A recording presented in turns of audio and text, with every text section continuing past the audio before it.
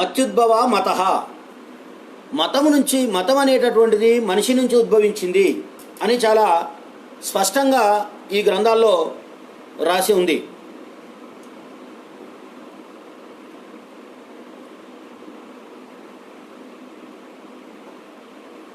చాలా స్పష్టంగా ఇందులో రాసి ఉంది. ఆ తర్వాత మనం గనక ఇంగ్లీష్ మతాలకు సంబంధించి, లేకపోతే ఇక్కడ కాకుండా ఇంకా మిగతా మతాల సంబంధించినప్పుడు మనం గమనించినట్లయితే అక్కడ రిలీజన్ అని పిలుస్తాం. రిలీజన్ అంటే లిజియో అని పిలవచ్చు. రీ ప్లస్ లిజియో. ఇంకా ముందు ధాతుల్లోకి వెళ్తే రీ ప్లస్ లిగో, లిగో ఎట్లా మీ ప్రొనౌన్సియేషన్ మీ ఇష్టం. ఇట్లనే ప్రొనౌన్స్ చేయాలనే ఫార్ములా ఏం లేదు. ఒక్కొక్క అంటే కొన్ని దగ్గర హాలంతాలు ఉంటాయి, అచ్చంతాలు మనం ఎవరు ఎట్లా ఉంటాం కదా, నీ ఇష్టం. రీ ప్లస్ లిగో. లిగో అంటే లింక్. లిగో అంటే లింక్. రీ ప్లస్ లిగో రీలింక్. రీలింక్ అంటే ఏంది? లింక్ తెగిపోయింది, ఆ లింకును మళ్ళీ కలిపేటటువంటిదే రిలీజన్. ఆ భాషలో అర్థం అది. సాధారణంగా తెలుసుగా మీకు అన్ని పదాలు, ఇట్లాంటి పదాలన్నీ కూడా గ్రీకు, లాటిన్ భాషా పదాల నుంచే ఉత్పత్తి అవుతూ ఉంటాయి, ఇంగ్లీష్ పదాలు చాలా వరకు. సో రీ ప్లస్ లిగో, రీలిగో, రీలింక్, తిరిగి లింక్ అవ్వడము, తిరిగి కనెక్ట్ కావడము అనే అర్థం అక్కడ రిలీజన్ అనేటటువంటి పదానికి ఉంది. ఏంటి రీకనెక్ట్ కావడం ఏంటి అంటే ఎక్కడో తెగిపోయింది. ఎక్కడ తెగిపోయింది మరి? ఇది మనం ఆలోచించాలి. ఇది బేసిక్ రిలీజియన్స్కి, మతాలకి బేసిక్ ప్రిన్సిపల్ ఇది.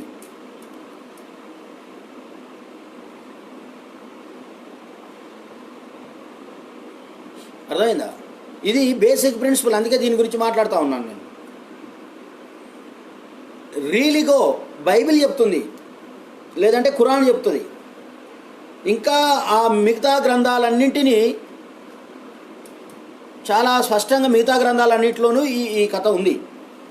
ఏంటి రీలిగో అంటే దీనికి బేసిక్గా పాత నిబంధన గ్రంథం. బైబిల్లో రెండు గ్రంథాలు ఉంటాయి. ఒకటి కొత్త నిబంధన, ఇంకొకటి పాత నిబంధన. ఈ 66 పుస్తకాల ఈ గ్రంథంలో పాత నిబంధన అనేది ఒకటి ఉంది. ఈ పాత నిబంధనలో దీనికి సంబంధించినటువంటి అంశాలు ప్రస్తావించబడ్డాయి. ఆ పాత నిబంధనలో ఉన్నటువంటి ఆ ప్రస్తావన తిరిగి కొత్త నిబంధనకు లింక్ చేసి మనిషికి ఈ క్రైస్తవ్యం యొక్క విషయాలను గురించి చెప్పేటటువంటి ప్రయత్నం చేశారు. దాంట్లో చూద్దాం ఏంటో రీలింక్ అంటే ఏంటో. రీలింక్ అంటే ఏమిటి అంటే, మొట్టమొదట మనిషిని, ఒక నరుడు అనేవాణ్ణి, మనిషి అనేవాణ్ణి దేవుడు సృష్టించాడు. ఎలా సృష్టించాడు? అంత మట్టి తీసుకొని ఆ మట్టిని తన పోలిక చొప్పున, in his own image, Bible క్లియర్గా చెప్తుంది మాట, ఇన్ హిజ్ ఓన్ ఇమేజ్, అతని యొక్క స్వరూపంలో. అందుకే తద్రూప తదస్య దేవత, ఇక్కడ కూడా అన్నాడు తద్రూప తదస్య దేవత పురుషో భవతి యదో పురుషో భవతి. అంటే పురుషుడు ఏ రూపంలో ఉన్నాడో వాళ్ళ దేవుడు కూడా అదే రూపంలో ఉంటాడు. యది పురుషో భవతి తద్రూప తదస్య దేవత, తద్రూప తదస్య దేవత. మనిషి ఏ రూపంలో ఉన్నాడో ఆ తెగ యొక్క, అంటే ఒక తెగలో ఉన్న ఒక మనిషి ఏ రూపంలో ఉన్నాడో వాళ్ళ దేవుడు కూడా అదే రూపంలో ఉంటాడు అని ఇక్కడ శాస్త్రం కూడా చెప్పింది అనుకోండి, అది వేరే సంగతి. చూసారా? అందుకే బైబిల్ ఏం చెప్తుందంటే, తన యొక్క దేవుడు అనే మనిషి, దేవుడు అనే ఒక ఇమేజ్, దేవుడు అనే ఒక పదార్థం కాదు అది, కానీ లేని దాన్ని అనుకో. ఇప్పుడు ఏమనాలో దానికి తెలియదు. సరే, దేవుడు బైబిల్ ప్రకారం దేవుడు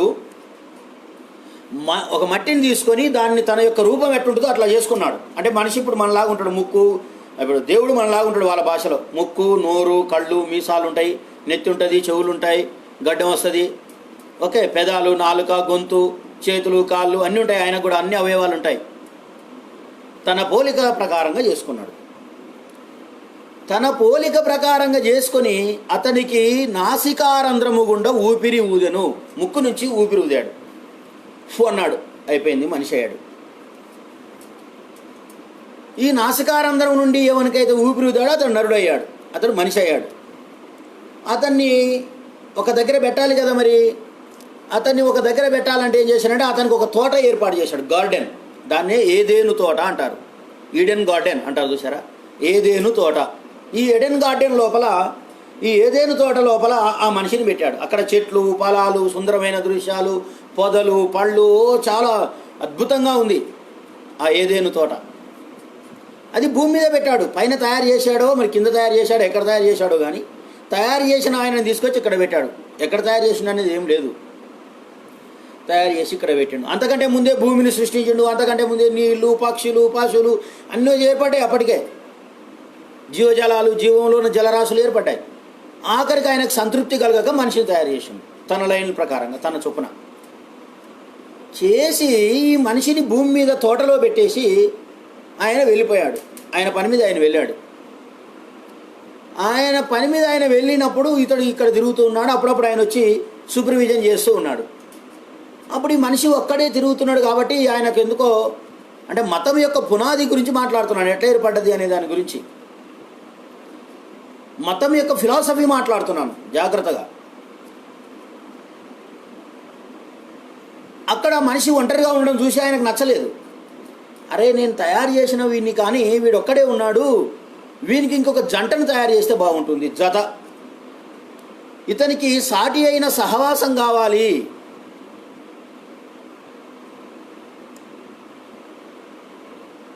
ఈ కరంకంటి సాయి కుమార్ నాస్తికవాదంతో వెళ్తే, నాస్తికవాదం అని ఎందుకు వెళ్ళాలి నాకు అర్థం అవ్వలేదు. విషయాలను చెప్పండి అంటే నాస్తికవాదంతో వెళ్ళాలి అంటారు. బహుజన రాజ్యం సాధ్యమేనా, వాళ్ళ ముందు ఎలా వ్యవహరించాలి వివరించండి. సరే, లాస్ట్కి అడుగు చెప్తా. అది నేను చెప్తున్నాను కదా, మరి గ్రామాల్లో నా మాట వింటున్నారే, అన్ని సభల్లో చెప్తాను నేను స్పష్టంగా. సరే, మనం విమర్శకులుగా పోవద్దు. ఇప్పుడు మాకు వచ్చిన సమస్య అది, మమ్మల్ని విమర్శకులుగా ముద్రేసి పడేశారు కొంతమందిని ఈ రాష్ట్రంలో అట్లా. కాబట్టి అదే సమస్య చెప్తాను నేను.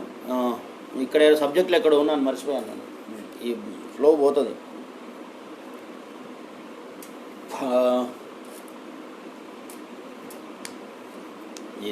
క్షణిక కాలం మతి మార్పు అంటారు చూసారు, అది ఉంది నాకు, సడన్గా మర్చిపోతా. రైట్.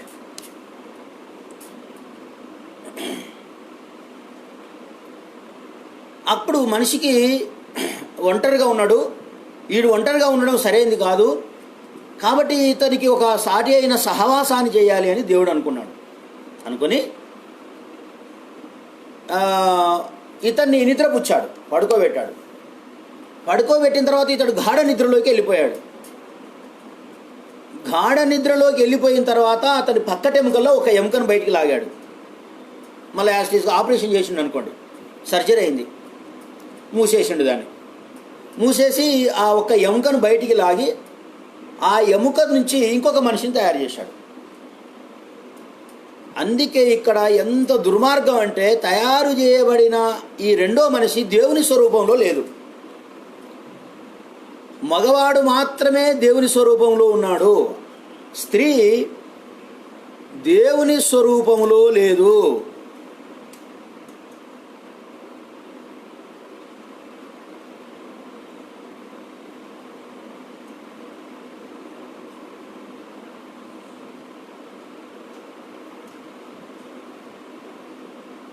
స్టెఫెన్ ఏదో చెప్తున్నాడు, చెట్టు లేదు భూమి లేదు అని. చెట్టు లేకపోతే తోట ఎట్లా అవుతుంది? అది తోట లేకపోతే ఏదేని తోట అని పేరు ఎందుకు వస్తుంది? దాంట్లో అతను ఎందుకు పెడతాడు? అక్కడ పండ్లు ఎందుకు వస్తాయి?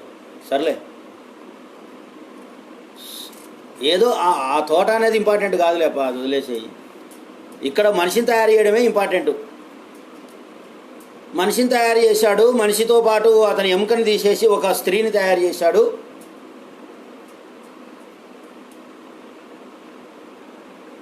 భోజనవాదం ముందు గ్రామాలలో బలపడితేనే సాధ్యమవుతుంది, అవునా కాదా?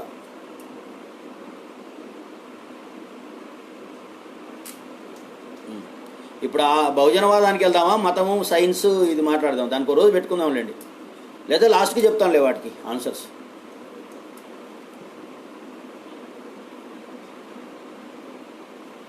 సరే,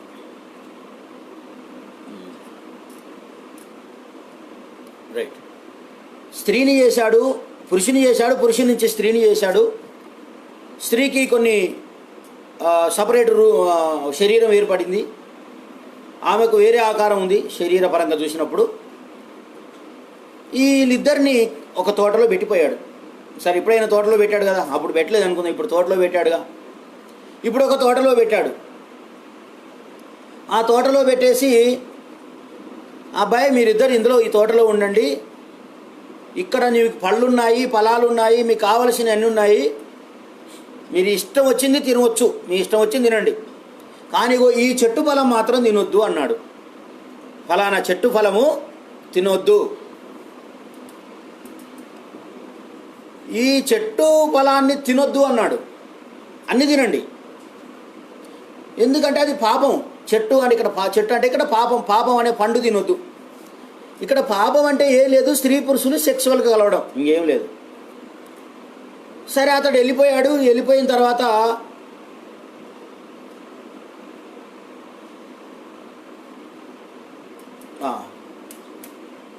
తర్వాత ఒక పాము వచ్చింది. పాము వచ్చి మొట్టమొదట స్త్రీని తీసుకున్నది. స్త్రీ దగ్గరికి వెళ్ళి, ఏమ్మా మిమ్మల్ని ఇదన్నీ తినమన్నాడు కదా అంటే, అంతా బాగుందని కుశల ప్రశ్నలు వేసుకున్న తర్వాత, ఈ చెట్టు ఫలాలు మాత్రం తినొద్దు అన్నాడు కదా, ఇది నిజమా? ఇగో ఇక్కడ మనవాడు స్టెఫెన్ పెడుతున్నాడు, ఇది నిజమా అని అడిగాడు. ఫస్టే డౌట్ క్రియేట్ చేస్తారు, మతస్థుల పని అది కదా, అంటే చేయొచ్చు, తప్పలేదు. ఇది నిజమా అన్నాడు. ఏది నిజం? ఇది తినొద్దన్నాడా? అవును తినొద్దన్నాడు. అయ్యో, అది ఎందుకు తినొద్దన్నాడు? అది తింటే మంచిది అని చెప్పింది, ఏదో మాయమాటలు చెప్పింది. మొత్తానికి ఆ చెట్టు ఫలాలు తిన్నారు. తిన్న తర్వాత ఆమె ఎట్లుందో తెలిసిపోయింది. అప్పటిదాకా దిగంబరంగా ఉన్న ఆమెకు అర్థమైంది, నేను దిగంబరంగా ఉన్నా అని. వెంటనే ఆమెకు సిగ్గొచ్చి ఆకులు కట్టుకుంది, ఆయనకు ఆకులు కట్టింది, అతనికి ఆ పండు తినిపించింది. అతడు కూడా పాపాత్ముడు అయిపోయాడు. టైం లేదు కాబట్టి రప్పరప్ప కొట్టేద్దాం. పాపాత్ముడు అయిపోయాడు. ఇద్దరు పాపాత్ములు అయిపోయిన తర్వాత ఈ విషయం అప్పుడు అర్థమైంది, దేవునికి తెలిసింది. ఆయనకు తెలిసి పిలిచాడు, అవ్వా ఆదామా ఎక్కడున్నారు మీరు, ఆదామా ఎక్కడున్నావు అని పిలిచాడు ఆయనను. అప్పుడు ఆయన నేను భయపడ్డాడు, అయ్యో దేవుడు వచ్చాడు, ఇప్పుడు ఏం సమాధానం చెప్పాలి. వచ్చాడు, బయటికి వచ్చాడు, మొత్తాన్ని దాచుకున్నాడు. బయటకు వచ్చాడు, చూసే వరకు ఆకులు ఉన్నాయి, ఆమె ఆకులు కట్టుకుంది, సిగ్గు వచ్చేసింది, వాళ్ళిద్దరు సెక్సువల్గా మీట్ అయ్యారు. అదంతా అయిపోయింది అనుకో. కాలేదని ఒక ఆయన అంటాడు, అయినని ఒక అంటే, ఇప్పుడు అదంతా ఎందుకు, మొత్తానికి పాపం చేసిరు ఇద్దరు కలిసి చేయలేదు. ఫస్ట్ స్త్రీ చేసింది, ఆమె తిన్నది. అందుకే చూడండి, పాపాన్ని రాసినోడంతా పురుషుడే కాబట్టి పాపాన్ని పురుషుని మీద వేసుకోవాలి, స్త్రీ మీదకి నెట్టేశారు. బైబిల్ ప్రకారంగా మొట్టమొదట పాపం చేసింది స్త్రీ. ఇది దుర్మార్గం. అది మళ్ళీ వాడికి నేర్పింది, పక్కోడికి. ఈమె నేర్చుకున్నాడు, దైవభక్తున్న వాడే కదా. అంటే దేవుని కంటే ఈమె పట్లనే ఎక్కువ ఇష్టం ఉంది అన్నట్టు, ఈమె పట్లనే ఇంకెక్కువ ప్రేమ ఉంది అన్నట్టు. ఆయనకు నమ్మకం కూడా ఉంది. కరెక్ట్, ఇది ఉంటేనే మంచిది. భార్య కూడా కాదు, వైఫ్ సహచరి పట్ల, తన జీవిత భాగస్వామి పట్ల ఎక్కువ నమ్మకం ఉండాలి దేవుని కంటే కూడా. ఆదాం కరెక్ట్ చేశాడు. అప్పుడు ఆయన పిలిచి ఏమన్నాడంటే, మీరు ఇట్లా చేశారు, మీరు తప్పు చేశారు, కాబట్టి ఈ నుంచి మిమ్మల్ని శపిస్తున్నాను అని ఆదాముకి శాపం పెట్టాడు, అవ్వకు శాపం పెట్టాడు, ఆ పాముకు కూడా శాపం పెట్టాడు. పాము అంటే ఇక్కడ సైతాను, వాళ్ళ దృష్టిలో దయ్యం, చెడు ఒక రకంగా చెప్పాలంటే. అంటే ఇతనికి ఏం చెప్పాడంటే, నువ్వు కష్టపడి బతకాలరా బాబు, నీ జీవితం మొత్తం నీకు కష్టాలే ఉంటాయన్నాడు. ఆమెకేం చెప్పాడు, నువ్వు పిల్లల్ని కంటావు, ఆ పిల్లల్ని కూడా కష్టపడి కంటావు, ప్రసవించేటప్పుడు వచ్చే కష్టం ఉంటుంది, ఆ దేవుడు ఇచ్చాడు అనమాట. నువ్వు ఇట్లా కష్టపడి ప్రసవిస్తావు, ఇక పోతే నీకు ఈ పాముకు నీ సంతానానికి ఈ పాము సంతానానికి మధ్యన వైరం వస్తుంది, ఈ ఇద్దరు వైరం మధ్యన కొట్టుకుంటారు ఎప్పటికీ. అందుకే పాము ఎప్పుడైనా కనబడితే పురుషుడు కొడతాడు అని, లేదా సంతానం మనుషుడు కొడతారు అని, ఇట్లా డిజైన్ చేసి పెట్టేశారు. అయిపోయింది. ఇక్కడ లింక్ అయింది దేవునికి మనిషికి మధ్యన, పాపము ద్వారా లింక్ తెగిపోయింది, డిలింక్ అయింది. అది చెప్పడానికి ఇదంతా చెప్పా, ఆ స్టోరీ చెప్పడానికి కాదు సోదరులారా, అది గమనించండి మీరు. అంటే బైబిల్ కూడా నేను ఈ మధ్యకాలంలో చాలా రోజులు అయింది చదవక, 1 year అయినా, ఎక్కువనే అయినా, 2 years అయినా, 3 years అయినా. అందుకే ఫస్ట్ యాజ్ ఇట్ ఈస్గా రాలేదు, అయినా అది అవసరం లేదు కూడా. మనకు మ్యాటర్ ఇక్కడ సారాంశమే ఇంపార్టెంట్. ఏంటంటే ఇక్కడ లింక్ తెగిపోయింది. మనిషికి దేవునికి మధ్యన లింక్ తెంపిండు. ఎవరు తెంపిండు? సాతాను తెంపిండు.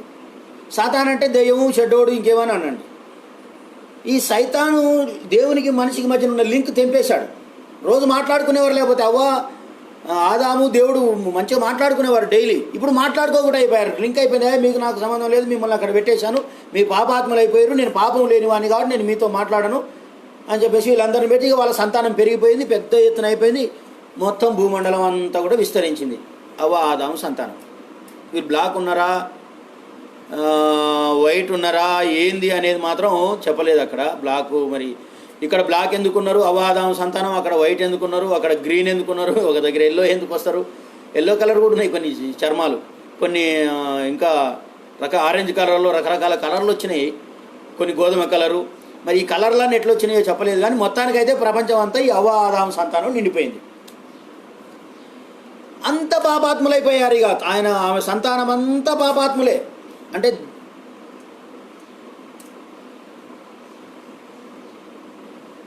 యెహోవా యొక్క ప్రధాన దూత షాటిని తెలుసది. అదొద్దు, అటుపోతే మళ్ళీ ఇది ఇక్కడ నేను చెప్పేది లింక్ డీలింక్ గురించే చెప్తాను, రిలీజియన్ గురించే మాట్లాడుతున్నాం. మతం అన్నాం కాబట్టి 2 డెఫినేషన్స్ ఇస్తాను. తర్వాత మనిషి, తర్వాత సైన్సు. రైట్, టైం ఇప్పటికే చాలా అయింది. 11 బాగా అయింది. 1 అవరే అనుకున్నాను నేను యాక్చువల్గా. సరే,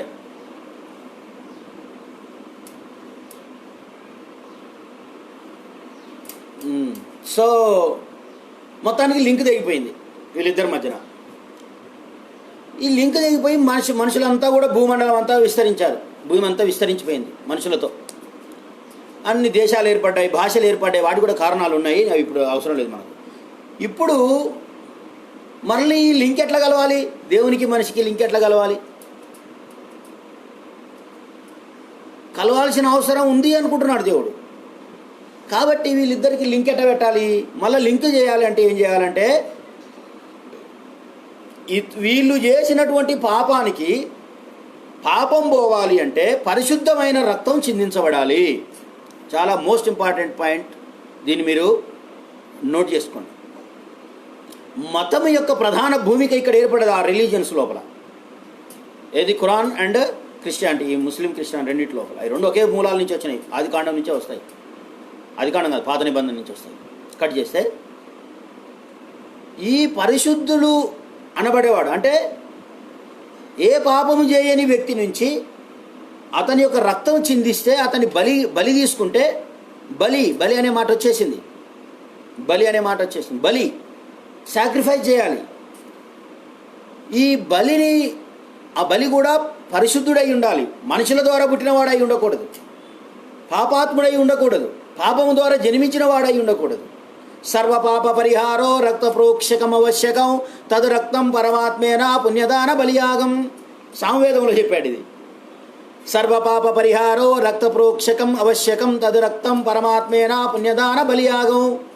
సర్వపాప పరిహారో, అన్ని పాపాలన్నింటికి, రక్త ప్రోక్షకం, రక్తం చిందించబడడం, అవశ్యకం, తప్పనిసరి.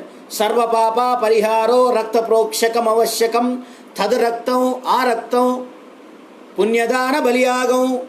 ఏ పాపము చేయబడినటువంటి వ్యక్తిదై ఉండాలి. ఇక్కడ మీరు బ్రాహ్మణికల్ వేదిక కల్చర్లో కూడా, వేదిక్ స్కూల్ ఆఫ్ థాట్లో కూడా మీరు చూస్తారు, మనిషి యొక్క పాపం పోవడానికి ఇక్కడ జంతువులను భరించేవారు. అంటే మనిషి తన పాపాన్ని పోగొట్టుకోవడానికి ఏం చేస్తారంటే వాని మీద నెట్టుకోడు. ఎప్పుడు ఉండదు, గుర్తుపెట్టుకోండి. ఎవరైనా, నువ్వైనా, నేనైనా, అందరం నాకు నేను తప్పు చేసినాను ఎవడో ఒప్పుకున్నాడు మహానుభావుడు అనుకో. నాకు నేను తప్పు చేసినాను ఒప్పుకోకపోగా తన తప్పును బయట వాని మీదకో పక్కవాని మీదకో నెట్టేసే ప్రయత్నం చేస్తూ ఉంటాడు. ఇది మనిషి స్వభావం. మరి ఈ పాపం పోవాలంటే ఏం చేయాలంటే ఒక జంతువుని బలిస్తారు. ఇప్పటికి కూడా అంతే కదా, ఎక్కడైనా ఒక దగ్గర జంతువుని బలిస్తుంటారు. ఈయన పాపం కోసం ఇంకొక జంతువుని బలిస్తుంటారు అనమాట. అది అక్కడి నుంచే 3 విశ్వాసాలు పుట్టుకొచ్చినాయి. చూడండి, మీరు ఎవరికైనా దయ్యం పట్టిందంటే మేకను కోస్తారు, లేకపోతే కోడిని కోస్తారు. నల్ల కోడిని తీసుకురా అని ఇప్పుడు మంత్రకాలు చేస్తుంటారు కదా, అదంతా అర్థం అదే. దీని బదులు దాన్ని బలిసి చక్కగా అయిపోతాడు అనమాట. అసలు ఏమైనా సంబంధం ఉందా? ఇది ఆలోచించరు అనమాట. అసలు ఏమైనా సంబంధం ఉందా దేనికి దానికి? అది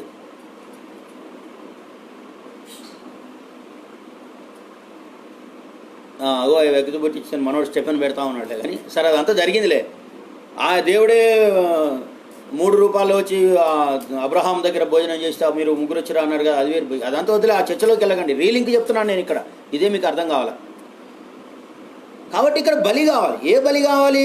పరమాత్ముని యొక్క బలే కావాలి, అది కూడా పరిశుద్ధుని యొక్క బలి కావాలి. అందుకోసమే దేవుడు ఒక పవిత్రుణ్ణి భూమి మీద పుట్టించాడు, ఆయన యేసుక్రీస్తు. బైబిల్ ప్రకారం చెప్తున్నా ఇదంతా నేను.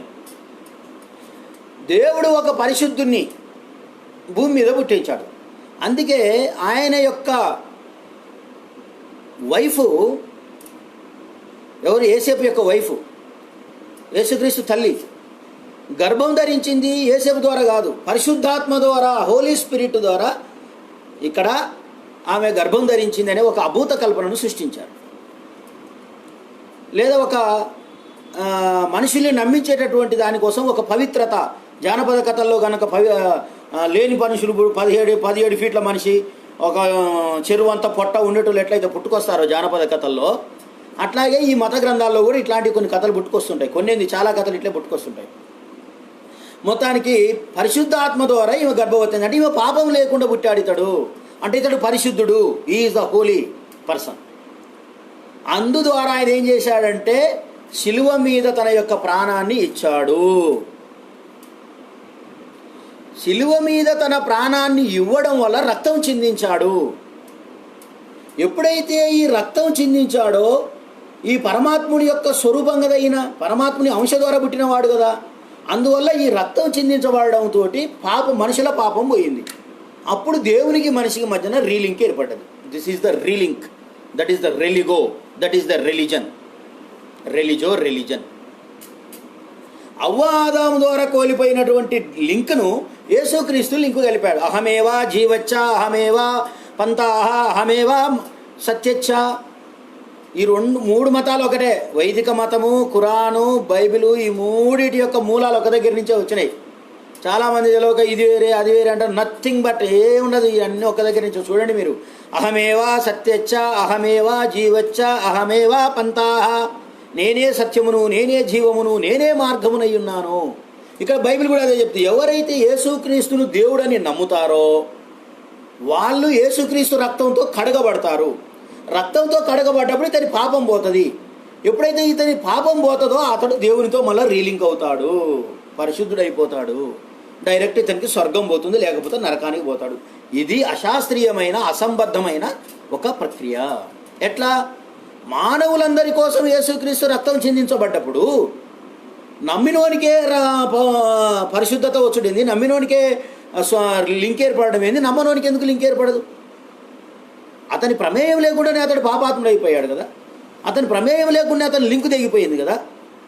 ఆ లింకు తెగిపోవడానికి ఎవడో కారకులైతే దాని యొక్క ఫలితాన్ని ఇప్పుడు యేసుక్రీస్తు ఇస్తే, ఆ యేసుక్రీస్తు నమ్మితేనే స్వర్గం వస్తుంది, అతను నమ్మితేనే పరలోక రాజ్యం వస్తుంది, నమ్మకపోతే పరలోక రాజ్యంలోకి రాదు అనడము ఎంత దుర్మార్గమైనటువంటి విషయం.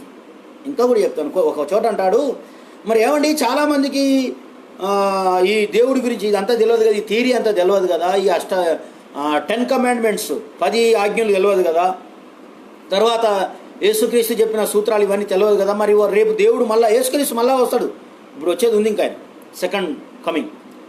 వచ్చినప్పుడు మరి లేదా స్వర్గానికి పరలోక రాజ్యం పోయినప్పుడు మరి వీళ్ళందరూ ఎట్లా అండి, వీళ్ళకి ఎట్లా అంటే వారి వారి ధర్మశాస్త్రము ప్రకారంగా వారికి తీర్పు చెప్పబడును అంటాడు. అంటే ఇక్కడ ఇప్పుడు మనధర్మశాస్త్రం ఉందనుకో, మనధర్మశాస్త్ర కాలంలో మనం బతికినప్పుడు ఆ మనధర్మశాస్త్రం ప్రకారమే మనకు తీర్పు తీరుస్తాడు అక్కడ. అంటే మనధర్మశాస్త్రం అంటరానితనాన్ని ప్రపోజ్ చేస్తే అంటరానితనాన్ని మనం పాటించాలి, పాటించకపోతే పాటించినందుకు ఆ ధర్మశాస్త్రాన్ని వ్యతిరేకించినందుకు మనకు అక్కడ శిక్ష పడుతుంది. ఇది అక్కడ బైబిల్ చెప్తున్నటువంటి ఫైనల్ ఫార్ములా. ఇది అశాస్త్రీయమైన, అసంబద్ధమైన, అర్థం లేనటువంటి వ్యవహారం. ఇంకోటి ఏంటి, పరలోక రాజ్యం ఉంటుంది. ఎట్లా ఉంటుంది అంటే అవ్వాదాము ఎట్లయితే మరణించారో ఆ లెక్క ప్రకారం మొదలుకొని అబ్రహాము మొదలుకొని ఇప్పటి వరకు, అవ్వాదాము అబ్రహాములను మొదలుకొని ఇప్పటి వరకు ఏ ఏ క్రమంలో చచ్చిపోయారో, ఏ ఏ డేట్ల ప్రకారం, ఏ ఏ సెకండ్ల ప్రకారం చనిపోయారో మళ్ళీ ఆయా సెకండ్ల ప్రకారం ఆ డేట్ల ప్రకారం మళ్ళీ లేస్తారు. చూసుకో ఇక కథ ఇలా లేస్తారు. మళ్ళీ వీళ్ళందరికీ ఒకేసారి తీర్పు జరుగుతుంది. ఇక తీర్పు, జడ్జిమెంట్ జరుగుతుంది. ఎవడు పాపాత్ముడు, ఎవడు పుణ్యాత్ముడు, ఎవడు ఏంది ఇదంతా పిచ్చి? ఇదంతా ఎట్లా కనిపిస్తుంది? ఈ కథ అంతా కనిపిస్తుంది ఎట్లా ఎట్లా ఎట్లా ఎట్లా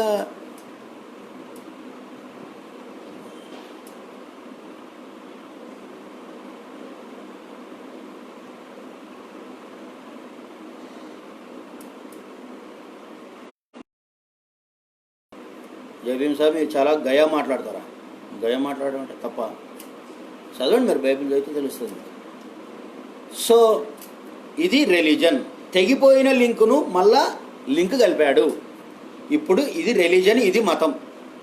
మత్యుద్భవ మత, the link which was disconnected at the time of Adam and Eve, it was relinked by Jesus Christ, by pouring his blood, by giving his blood for all human beings. నాకు ఒకరు కాదు, అందరికీ. But they should believe Jesus Christ as the son of God. ఇది ఒక నిబంధన ఉంది, అందుకే కొత్త నిబంధన. ఇగో ఇట్లా, అందుకే మీకు కొరింథీయులకు రాసిన పత్రికలు కూడా చెప్తాడు. 11:27 అనుకుంటా, 23, 22. ప్రభు అయిన యేసు తాను అప్పగింపబడిన రాతి కృతజ్ఞతాస్తుతులు చెల్లించి, ఒక పాత్రను ఎత్తుకొని కృతజ్ఞతాస్తుతులు చెల్లించి, ఇది నా శరీరం వలనైన కొత్త నిబంధన కనుక మీరు దీన్ని భుజించుడి అని. రొట్టెను తీసుకొని తినాలి. ఆయన శరీరం తింటున్నట్టు వీళ్ళంతా పవిత్రులు అయిపోతున్నారు రొట్టెను తినడం ద్వారా. ఇదంతా మానసికమైన ఒక విశ్వాసం. It is a notion, it is a notion, it is a mind status, అంతే. అట్లా నమ్మాలి. ఇగో ఆయన నా కోసం రక్తం చిందించాడు అని నమ్మాలి. అప్పుడు ఇతడు పవిత్రుడు అయిపోతుంటాడు. ఇగో ఇది నా మరి ఒక పాత్రను ఎత్తుకొని కృతజ్ఞతాస్తుతులు చెల్లించి, ఇది నా రక్తము, నా రక్తం వల్ల కొత్త నిబంధన కనుక మీరు దీన్ని స్వీకరించుడి అన్నాడు, తాగాడు. ఇగో ఇట్లా కల్పించి ఈ కథ ఇక్కడ పెట్టారు, ఆ కథ అక్కడ పెట్టారు, మనుషుల్ని మాత్రం జీరో చేశారు. అందుకే మతాలకు, మ్యాక్సిమం మతాలకి, ఒక బౌద్ధం మినహాయిస్తే, మిగిలిన జైనం కూడా మినహాయిస్తే, మిగిలిన మతాలన్నింటికి దేవుడే కేంద్రము. దేవుడే కేంద్రం. మనిషి కేంద్రం కాకుండా పోయాడు. మనిషి కేంద్రం కాకుండా పోయాడు కాబట్టి మతానికి దేవుడు ప్రముఖమైపోయాడు, దేవుడే ప్రధానమయ్యాడు, దేవుని ఆజ్ఞలే ప్రమాణం, దేవుని యొక్క ఆలోచనే ప్రమాణం, దేవుని యొక్క ఏమంటారు విధానమే ప్రధానమైపోయింది. కానీ మనిషి సంక్షేమం, మనిషి ఆలోచన, మనిషి ఏమనుకుంటున్నాడు, ఇటువంటి వాటిని మాత్రం అతను పట్టించుకోలేదు. మతాలు పట్టించుకోలేదు. అందువల్ల మనిషి అనేటటువంటి వాడి యొక్క పాత్ర ఏ మేరకు పరిమితం అయిపోయిందంటే, మతాలు కల్పించినటువంటి సూత్రాల ప్రకారంగా ఎవడైతే నడుస్తాడో వాడు మాత్రమే ఆ మతాలలో సభ్యుడవుతాడు, లేదా ఆ సమూహంలో గొప్పవాడిగా పరిగణించబడతాడు. ఆ మౌలిక సూత్రాలను ఎవడైతే ప్రశ్నిస్తాడో వాడు ద్రోహిగా, అసురుడుగా, ఇంకా లేకపోతే అక్కడ చెప్తే ఇంకా రకరకాల పేర్లతోటి మారిపోతారు. నాస్తికుడుగా ఇక ఎన్ని పేర్లు పెట్టాలో అన్ని పేర్లు పెడతారు. ఓకే. అందువల్ల మతము అనేటటువంటి దాన్ని కనుక మనం పరిశీలన చేసినట్టయితే, ఏ మతము కూడా దైవానికి సంబంధించినటువంటి ఎగ్జిస్టెన్స్ను కానీ, లేదా సృష్టికి సంబంధించినటువంటి ప్రూఫ్ను కానీ, దానికి గల కార్యకారణ నిమిత్తాలను కానీ, ఒక ప్రశ్నకు హేతుతత్వానికి రేషనాలిటీకి నిలబడే విధంగా లేదు. ఏది కూడా, నాట్ ఓన్లీ దిస్ వన్, ఏది కూడా లేదు.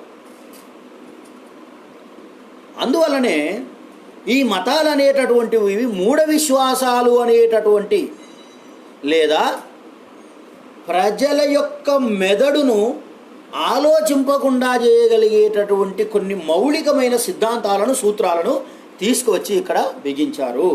అందుకే నేనేమంటానంటే, బైబిల్ అయితే ఇజ్రాయేలులో ఉన్నటువంటి 12 గోత్రాల గురించి మాట్లాడుతుంది. ఇజ్రాయేలీయులు అనేటటువంటి ఒక తెగ ఉంది.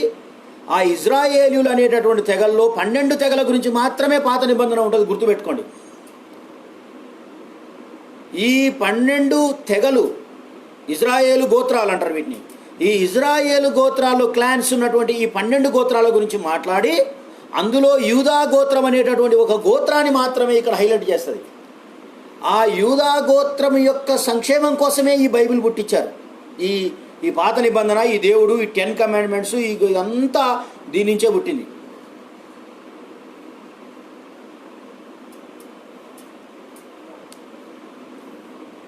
చూడండి.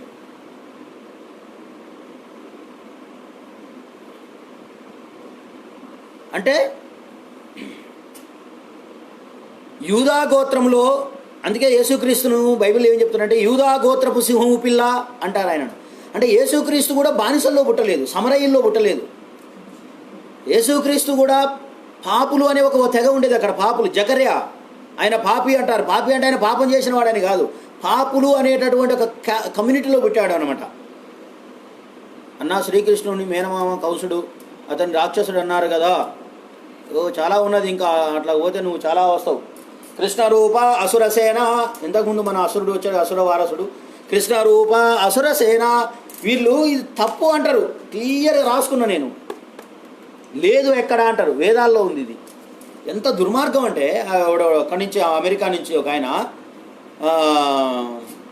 నా కోసమే ఒక వీడియో పెట్టి అసురసేన అన్నాడు. ఎక్కడుంది అంటే నేను రాశాను, ఈ వేదాల్లో కాదా ఇవి? అసురసేన, కృష్ణరూప అసురసేన, కృష్ణ రూపంలో ఉన్నాయన్నీ అసురసేన అన్నాడు. ఉన్న తమ్ముడు, అది ఇప్పుడు అది కాదు, వస్తా అక్కడికి కూడా వస్తా, కానీ టైం లేదుగా మరి. ఆల్రెడీ 11:30. సో నేను బేసిక్ థియరీ మీద మాట్లాడుతున్నాను, మీరు అర్థం చేసుకుంటారని అనుకుంటున్నా. Basic principles, what is the religion, basic philosophy, మతాల యొక్క ప్రాథమిక సూత్రాలపైన, అవి ఎట్లా పుట్టిన పునాదులపైన మాత్రమే మాట్లాడుతున్నాను. Basic philosophy.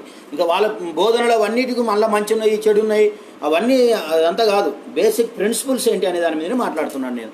సో క్రైస్తవ మతం లోపల యూదా గోత్రం అనే ఒక గోత్రంలో శ్రేష్టమైన గోత్రం ఇది. దేవుడు నిర్మించుకున్న గోత్రంలో పుట్టాడు. ఈ ఈ ఈ గోత్రాన్ని దేవుడు నిర్మించుకున్నాడు. దేవుడే ఈ గోత్రాన్ని ఏర్పాటు చేసుకున్నాడు ఈ మనుషులందరి కోసం. అందుకే యూదా గోత్రం కోసం బైబిల్ పుట్టింది. ఇక్కడ రామాయణ, భారత, ఇతిహాస, వేదాలు ముఖ్యంగా ఎవరి కోసం పుట్టినవి అంటే బ్రాహ్మణ వ్యవస్థ కోసం పుట్టినవి. వేదాల్లో బ్రాహ్మణ అనే పదం లేదు, క్షత్రియ అనే పదం లేదు, వైశ్య అనే పదం లేదు అంటారు. ఉంది, నేను చూపిస్తాను కావాలంటే. బ్రాహ్మణ అనే పదాన్ని, ఆ కులాన్ని గురించి, ఆ వర్ణాన్ని గురించి 19 సార్లు, ఎన్నిసార్లు ప్రస్తావించారో కూడా చెప్తున్నా. 19 సార్లు ప్రస్తావన తీసుకొచ్చారు. ఎందుకు లేదు? 10వ మండలం ఉన్న సూత్రం కూడా మీకు తెలుసుగా. అందుకే బేసిక్ ప్రిన్సిపల్ ఏంటి ఇక్కడ అంటే, మనం అందరం అర్థం చేసుకోవాల్సింది ఏంటంటే, ఇక్కడ ఉన్నటువంటి మత గ్రంథాలన్నీ బ్రాహ్మణ కులం అనేటటువంటి ఒక ఉన్నత కులంగా చెప్పబడ్డటువంటి కులం కోసం సృష్టించబడితే, అక్కడ ఉన్న బైబిల్ ఏమో యూదా గోత్రం కోసం సృష్టించబడ్డది. అందుకే మిగతా 12.5 గోత్రాలు ఒకటి, 11.5 గోత్రాలు ఒకటైతే ఈ అర్ధగోత్రం, ఇది అర్ధగోత్రమే. మనష్య అర్ధగోత్రం అంటారు దీన్ని. మనష్యన యూదా అర్ధగోత్రం. అయితే ఈ అర్ధగోత్రం మాత్రమే అక్కడ పూజారులు. మిగతా 11 గోత్రాలు వాళ్ళు పంచుకున్న ల్యాండ్లో నుంచి అన్ని పదార్థాలను వీళ్ళకి తెచ్చిపెట్టాలి. మనం కూడా అంతే, మిగతా 4 వర్గాలు బ్రాహ్మణుల కోసం తీసుకొచ్చి పెట్టాలి. అంతే కదా, చెప్పాడు కదా మీకు. ఏకమేవతు కార్య కర్మ సమాదిశత్ ప్రభు, ఏకమేవతు కార్య క్రమ దిశత్ ప్రభు. ఇగో మీ సూత్రులకు ఒకటే పని చెప్తున్నాను. ఏంటి ఆ పని అంటే, పైన ఉన్న ఈ యొక్క వర్గాలకి మీరు తెచ్చిన పంట అంటే చాకలైన బట్టలు ఉతకడం, మాదిగానే చెప్పులు కుట్టడం, లేకపోతే పద్మశాల అయిన బట్టలు ఇవ్వడం, వీళ్ళందరూ కూడా వీళ్ళ సంక్షేమం కోసం తీసుకొచ్చి పెట్టాలి. అది దేవుడు అప్పుడు మిమ్మల్ని మెచ్చి మీకు మంచి జన్మనిస్తాడు. అక్కడ కూడా అంతే. మిగిలిన 11.5 గోత్రాలు ఈ యూదా గోత్రాన్ని ఎంచుకున్నాడు కాబట్టి దేవుడు ఈ గోత్రాలన్నీ వాళ్ళ యొక్క పంటలని, వాళ్ళకి ఇచ్చినటువంటి అన్నిటిని తీసుకొచ్చి వాళ్ళ దగ్గర పెట్టాలి. అతి పీడిత పేదరికంలో పుట్టాడు. పేదరికంలో పుట్టడం వేరు. పేదరికంలో కృష్ణుడు కూడా అట్లే పుట్టిండు, కానీ పేదరికం కాదు ఇక్కడ. గోత్రం యూదా గోత్రం అయినది, క్లాన్, తెగ చెప్తున్నా. ఏ ట్రైబ్లో ఉన్నాడు ఆయన. ఇక్కడ కూడా ఇక్కడ పుట్టినటువంటి వాళ్ళందరూ అదే ట్రైబ్లో పుడతారు. ఇంకా విచిత్రం చెప్తాను, ఇక్కడ దేవుడు వేరు, సృష్టికర్త వేరు. చూడండి గమ్మతెట్టుందో.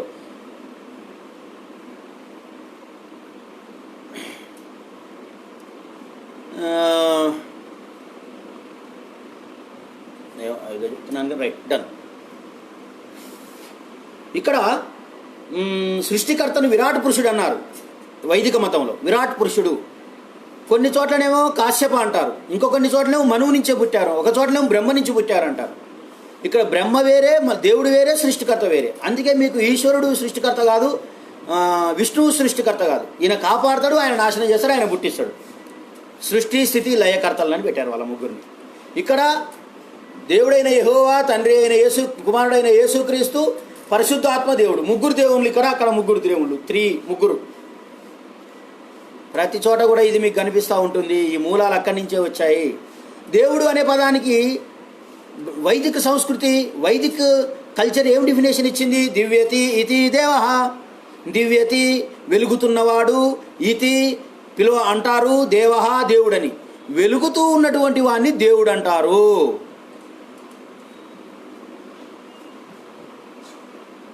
చూడండి, వెలుగుతూ ఉన్నటువంటి వాడిని దేవుడు అంటారని ఇక్కడ Vaidik culture, school of thought చెప్తే, అక్కడ ఉన్నటువంటి కల్చర్ ఏం చెప్తుంది? నీకు రిలీజియన్ కల్చర్ ఏం చెప్తుంది అంటే, ఆయన లోకమునకు వెలుగై ఉన్నాడు. యోహాను సువార్త తీసుకుని మీరు, ఆయన లోకమునకు వెలుగై ఉన్నాడు, is the light of the world అంటే, ఇక్కడైనా వెలుగై ఉన్నాడు, అక్కడ కూడా దివ్యతి ఇతి దేవః, దివ్యతి ఇతి దేవః. ఆకాశ మహాకాశములు, ఈ నక్షత్రములు, ఇదంతా కూడా నీ మహిమను తెలియజేస్తున్నాయి. ఆకాశ మహాకాశములపై ఆసీనుడైన వాడా, భూమిని పాదపీఠము సింహాసనము ఆకాశమై ఉన్నది. చూడండి, ఆకాశ మహాకాశములపై ఆసీనుడైన వాడా, భూమిని పాదపీఠము ఆకాశముని సింహాసనమై ఉన్నది అంటే, నీదంతా ఈ ప్రపంచం అంతా కలిపితే నీ రూపం అన్నాడు. మళ్ళా డబుల్ గేమ్. ఇక్కడికి వచ్చామంటాడు, భూమి నీ పాదపీఠం లాగుంది, ఆకాశం నీ సింహాసనం లాగుంది. అక్కడేమన్నాడు? సర్వే ఉత్కృష్టే స్థానే ఇతి పరమేష్టి. సర్వే ఉత్కృష్టే స్థానే ఇతి పరమేష్టి. సర్వమును, ఉత్కృష్టమును, శ్రేష్టమును, అన్నిటికంటే పైన ఉన్నటువంటిది. ఇక్కడ 7 14 లోకాలలాగా అక్కడ కూడా అన్ని లోకాల పైన ఉన్నటువంటి వాడు దేవుడు. చూడండి మీరు లింక్స్ ఎట్లా ఉన్నాయో. కాబట్టి మిత్రులారా, మనం జాగ్రత్తగా గమనించినట్లయితే, ఈ మతాలు అనేటటువంటివి కొన్ని గోత్రాల, కొన్ని సపరేట్ తెగల కోసం, కొందరు స్వార్థపరులైన మనుషుల కోసం పుట్టినవి తప్ప సమస్త మానవాళి కోసం పుట్టినట్టుగా మనకు కనిపించదు. ముఖ్యంగా స్త్రీలకైతే అసలే సంబంధం లేదు. మొట్టమొదట ఈ మతాలన్నింటినీ వ్యతిరేకించాల్సింది స్త్రీలు, గుర్తుపెట్టుకోండి. కానీ ఈ స్త్రీలే మొట్టమొదట చర్చిల నిండా స్త్రీలే, గుళ్ళ నిండా స్త్రీలే. ఆ మసీద్ ఒకటే లేదేమో, మిగతా ఎక్కడ చూసినా ఈ స్త్రీలనే పోయి వాళ్ళను, ఆ మతాలను మోసేది, ఆ మతాలను అన్నిటికీ వీళ్ళే సమస్తం. కాబట్టి అన్ని మతాల్లో స్త్రీయే పాపాత్మరాలు. మొదట అక్కడి నుంచే పాపం పుట్టిందని చెప్తారు. ఇక్కడ కనుక మనం ఆలోచన చేసినట్లయితే, అందుకే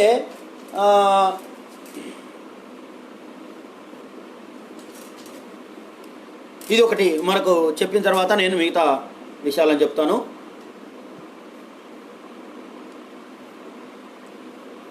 రైట్. మరి ఎలా చెప్తారు మీరు? ఇక్కడ ఉన్నటువంటివి కేవలం బ్రాహ్మణుల కోసమే పుట్టాయని, అక్కడ ఉన్నటువంటివి ఇక్కడ కూడా దేవుళ్ళకి ఒకరికి అసలు పొంతన ఉన్నది. చూడండి, ఇప్పుడు వేదాలు ఉన్నాయి. వేదాలు రాముడు నమ్మాడు. అసలు రాముడి యొక్క లక్ష్యమే వేదాలను కాపాడడం, బ్రాహ్మణులను కాపాడడం. గోబ్రాహ్మణ హితార్థాయ అంటాడు. గోబ్రాహ్మణ హితార్థాయ. రాముడు యొక్క లక్ష్యం ఏంటిది అంటే గోబ్రాహ్మణులను కాపాడము, రక్షించడము. ఆయన వేదాలను నమ్మాడు, వేదాలను విశ్వసించాడు. వేదమే జాబాలితో, సత్యకామ జాబాలితో జరుగుతున్న చర్చలో వేదమే మనకు ప్రామాణికం అనేస్తాడు ఆయన అక్కడ. కానీ శ్రీకృష్ణుడి దగ్గరికి వచ్చేటప్పటికల్లా, అంటే భగవద్గీతకు వచ్చేటప్పటికల్లా శ్రీకృష్ణుడు వేదాలను ఏం చేశాడంటే తిరస్కరిస్తాడు. వేదాల యొక్క అధికారాన్ని, వేదాల యొక్క ఏమంటారు సుప్రీమసీని శ్రీకృష్ణుడు వ్యతిరేకించాడు. చూడండి, యాం ఇమాం పుష్పితాం వాచం ప్రవధంత్య విపచ్చితః వేద వాద రత ప్రార్థనాన్యదస్తీతి వాదినః. భగవద్గీత 2వ అధ్యాయం 42వ శ్లోకం. రిఫరెన్స్లు అడుగుతున్నారు, అందుకే రిఫరెన్స్ పట్టుకొచ్చాం మళ్ళీ. ఎందుకంటే నేను ఊరికే చెప్పొచ్చు, కానీ ఆయన ఏదో నోటికొచ్చింది చెప్తున్నాడు అంటున్నారు మళ్ళా. అంటే కొంచెం కూడా నిజాయితీ లేని మనుషులు వీళ్ళు. చూడండి, యాం ఇమాం పుష్పితాం వాచం ప్రవధంత్య విపచ్చితః వేద వాద రతాః ప్రార్థనాన్య దస్తీతి ప్రార్థనాన్యదస్తీతి వాదినః. ఏమంటున్నాడంటే వేదాలు చెప్పేటటువంటి మధురమైన మాటలతో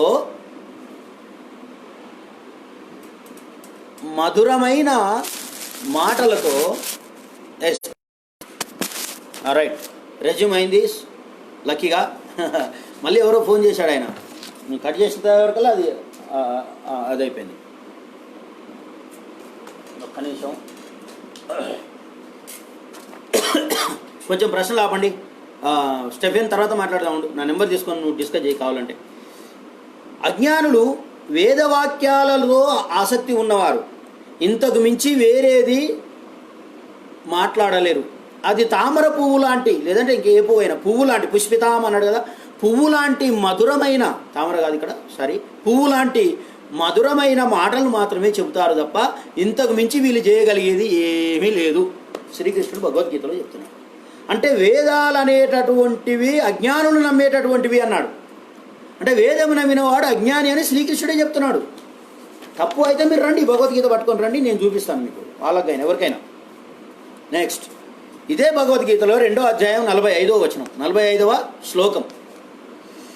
త్రైగుణ్య విషయా వేద నిస్త్రైగుణ భవార్జున నిర్ద్వంద్యో నిత్య సత్వస్థో నిర్యోగ క్షేమ ఆత్మావాన్. అర్జున మళ్ళా చదువుతా. త్రైగుణ్య విషయా వేదా నిస్త్రైగుణో భవార్జున నిర్ద్వంద్యో నిత్యస్తత్వస్థో నిర్యోగక్షేమ ఆత్మవాన్. భవార్జున, ఓ అర్జున, వేదా నిస్త్రైగుణ, వేదాలు నిస్త్రాణమైనటువంటి గుణములు కలిగినవి. అంటే ఆ వేదాల యొక్క గుణాలు సరైనవి కావు. ఎట్లా? త్రైగుణ్య విషయ వేదాలు అనేవి 3 గుణాలను మాత్రమే తెలియజేస్తాయి. వేదాలు త్రిగుణాత్మకమైనవి. అవి సంసార బంధాల్లో మనల్ని బంధింపజేస్తాయి. అందులో భక్తి లేదు. యజ్ఞయాగాలు, హోమాలు, లేకపోతే నేతితోటి అగ్నితోటి దేవుని దగ్గరికి పంపిస్తామని చెప్తాయి. అందులో విముక్తి లేదు. త్రైగుణే విషయంతో కూడుకున్నటువంటి వేదాలు నిర్ద్వంద్వో నిత్యా సత్వస్థో నిర్యోగా క్షేమ ఆత్మవాన్. అర్జున, ఈ యొక్క నిర్గుణమైనటువంటి, నిస్త్రాణమైనటువంటి, ఈ యొక్క సంసార భావాలతో కూడుకున్నటువంటి, సంసార భవముల చేత ఉండేటటువంటి ఈ వేదాలకు దూరంగా బ్రతుకు అని చెప్తున్నాడు. వేదాలకు దూరంగా బ్రతుకు అని చెప్పాడు, గుర్తుపెట్టుకో. వేదాలకు అతీతుడవై ఉండు. త్రైగుణ్య విషయ వేద నిస్త్రైగుణో భవార్జున నిర్ద్వంద్యో నిత్యోస్తత్వస్థో నిర్యోగా క్షేమ ఆత్మవాన్. గీత 2:45. త్రిగుణాత్మకమైనవి, సంసార విషయాలకు చెందినవైన ఈ వేదాలకు అతీతుడవై ఉండుము. అంటే వేదాల యొక్క అధికారాన్ని, వేదాల యొక్క సమస్తమైన సుప్రీమసిని అతడు వ్యతిరేకించాడు. ఇకపోతే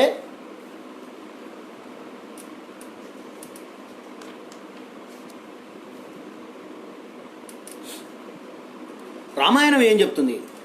ఎందుకంటే ఒక మతం కోసమే, ఒక కులం కోసమే అది పుట్టించారు అని నేను చెప్తే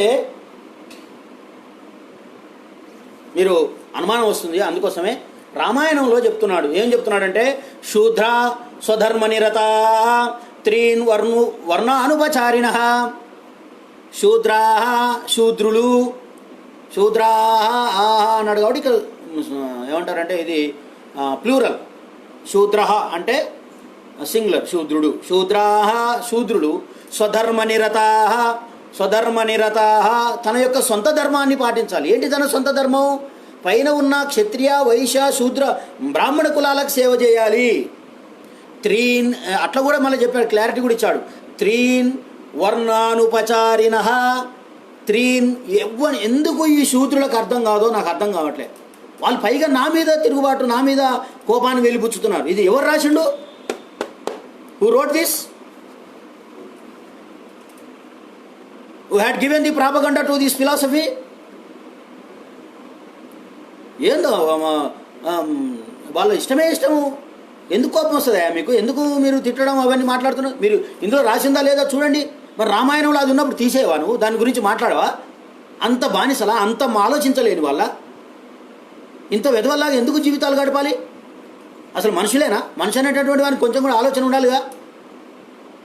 మనిషిలాగా బ్రతకాలనుకున్నప్పుడు ఇటువంటి బానిసత్వానికి ఎందుకు అలవాటు పడతారు?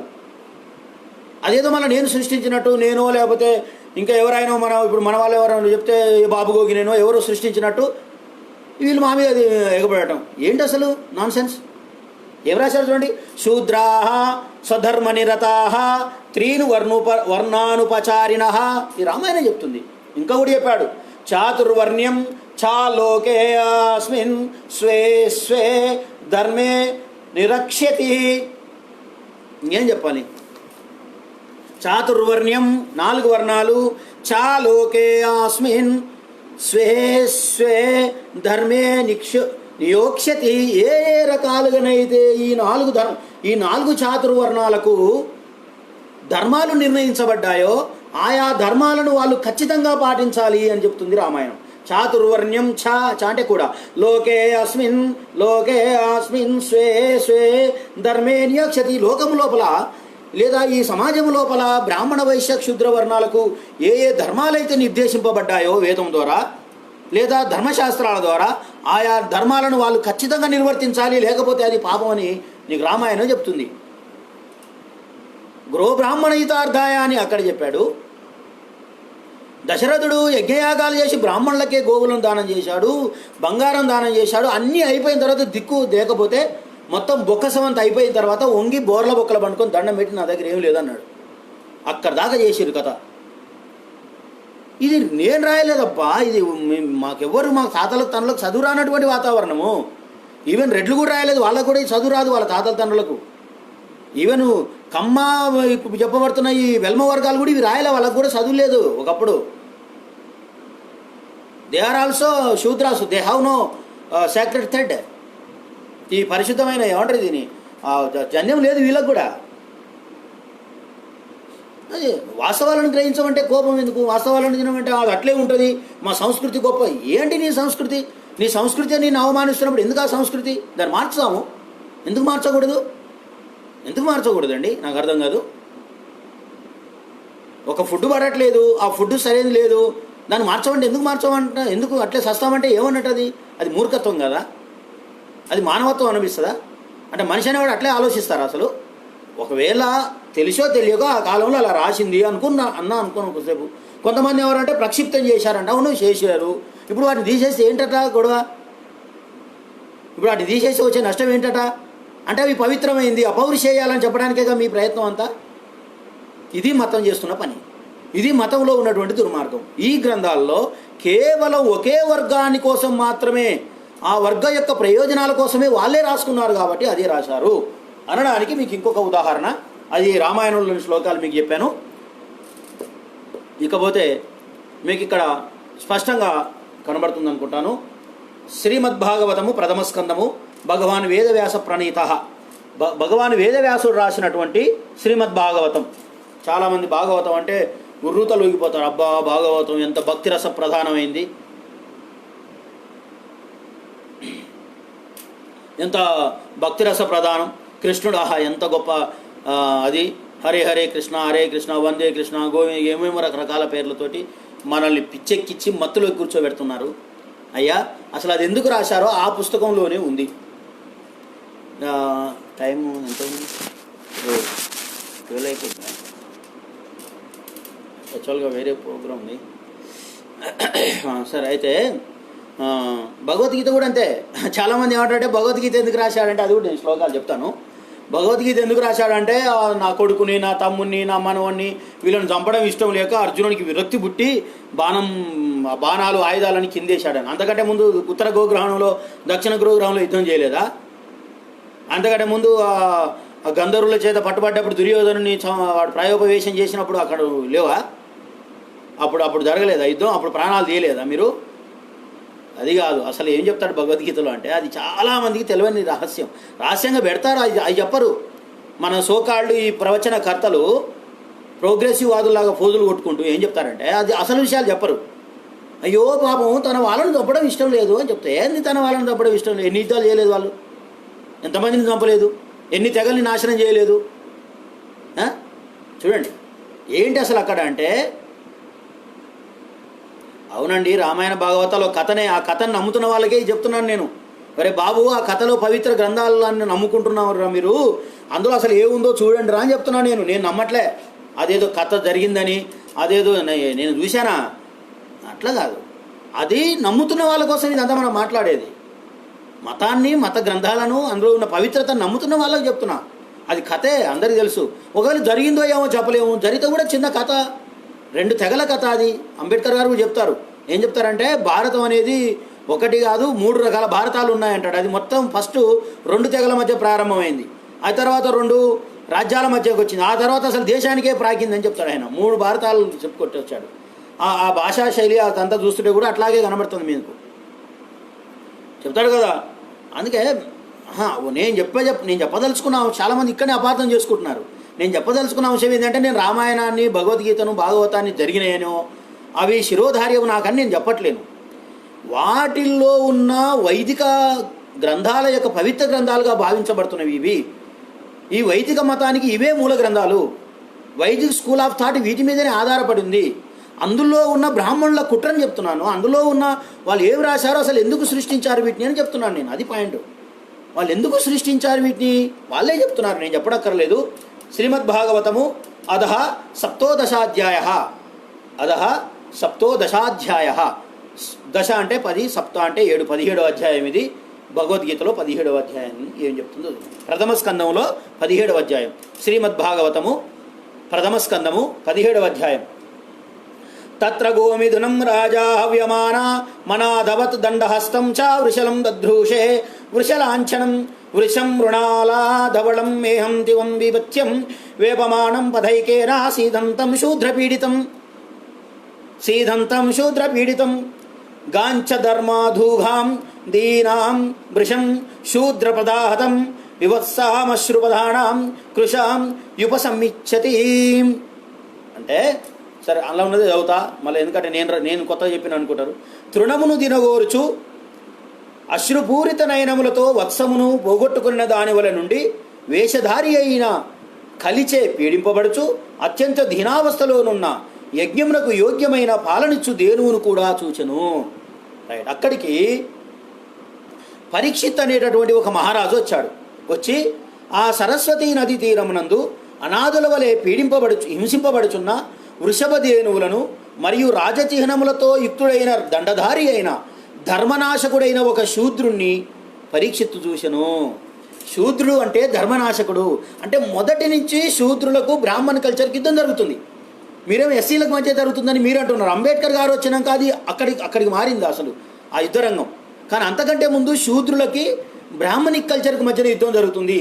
శూద్ర స్కూల్ ఆఫ్ థాట్ అనుకుంటే దీన్ని, వేదిక్ స్కూల్ ఆఫ్ థాట్ అనుకుంటే దాన్ని, రెండింటి మధ్యన యుద్ధం జరుగుతుంది. ఇక్కడ స్పష్టంగా చెప్పాడు ఆయన. ఏం చెప్పాడంటే, సరస్వతి తీరములో ఒక శూద్రుని చూశాడు. అతడు రాజు వలె వేషం వేసుకొని ఉన్నాడు. అంటే శ్రీకృష్ణుడు మరణించిన తర్వాత రాజు కలియుగంలోకి వచ్చాడు. ఇది కలియుగంగా మారింది. కలియుగంలో రాజు ఎవడంటే శూద్రుడు. ఓకే, కలియుగంలో రాజులు శూద్రుడు. త్రేతాయుగంలో, కృతాయుగంలో, ద్వాపర యుగంలో ఎవరంటే పశుపాలకులు, వైశ్యులు, పశుపాలకులు వాళ్ళు. తర్వాత కృతాయుగంలో, త్రేతాయుగంలో అంటే రాముడు మీకు తెలుసు. అంతకంటే ముందు దేవతలు. అట్లా బ్రాహ్మణ, క్షత్రియ, వైశ్య వర్గాలు 3 పరిపాలించినాయి. త్రేతాయుగం, కృతాయుగం, ద్వాపర యుగాన్ని బ్రాహ్మణ, క్షత్రియ, వైశ్యాలు రాజులుగా పరిపాలించినాయి. ఇప్పుడు కలియుగానికి వచ్చే వరకు శూద్రులు రాజయ్యారు. ఇది ఇక్కడ చెప్తున్న పాయింట్. శూద్రుడు రాజయ్యాడు. అదే సందర్భంలో ఒక ధేనువును చూశాడు. ధేనువు అంటే ఇక ధర్మదేవత, ఆవు. ఈ ధేనువును ఇక్కడికి వచ్చే వరకు ఆవు పవిత్రమైంది, గుర్తుపెట్టుకోవాలి. అందుకే ఇది భగవద్గీత, భగవద్గీతలన్నీ కూడా క్రీస్తు పూర్వం 185 తర్వాత రాశారు అనడానికి ఇదే ఉదాహరణ. అయితే అక్కడ ఒక ఆవును చూశాడు. ఆ ఆవు ఏం చేసిందంటే గడగడగడ వణుకుతూ అశ్రునయనములతో ఏడుస్తుందట. అప్పుడు ఆ వచ్చినటువంటి పరీక్షిత్ మహారాజు అడిగాడు, ఎందుకు ఏడుస్తున్నావమ్మా అన్నాడు. అనేవారికి ఎందుకు ఏడుస్తున్నావు అని అతను చెప్తున్నాడు. ప్రశ్న కూడా చదువుతాను. త్వం అంటే నీవు, సంస్కృతం. త్వం వా మృణాల ధవల పాదైరుణ్యా పదాచరన్ వృషరూపేణ కిం కచ్చిద్దేవో నః పరికేదయాన్. ఎందుకు నువ్వు ఏడుస్తున్నావమ్మా ఓ దేవతా తల్లి, ఎవరు నువ్వు, ఎందుకు ఏడుస్తున్నావు అంటే ఇప్పుడు చెప్తున్నాడు. ఏం చెప్తున్నాడు? మా సౌరభేయానుశోచో వేతుతే వృషలాద్భయం మారోధీరం భవధ్రంతే కళాణం ఆయుషాస్తరి. ఎంత అద్భుతంగా చెప్పాడో చూసుకో. కళ్ళు కనపడవా ఎవరికి? మన శూద్రులకు, మన బ్యాక్వర్డ్ క్లాస్కి, ఎస్సీ క్లాసులకి కనపడవా? మొత్తం అమ్ముడు పోయి బానిసలాగా తయారయ్యారు. విశ్వ హిందూ పరిషత్ వాళ్ళకు, బీజేపీ వాళ్ళకి, వాళ్ళందరికీ పోయి బానిసలాగా తయారయ్యి ఏజెంట్లుగా మారి వాళ్ళు ఇచ్చే తాగుడుకు తిండికి అలవాటు పడుతున్నారు. జాతి గౌరవం చీములెత్తులు ఉండదా మీకు? ఏం మాట్లాడుతున్నారు చూడండి వాళ్ళు. మా సౌరభేయానో శోచో వేతుతే వృషలాద్భయం మారోధీరంభ భద్రంతే కళాణం మయి శాస్త్రి.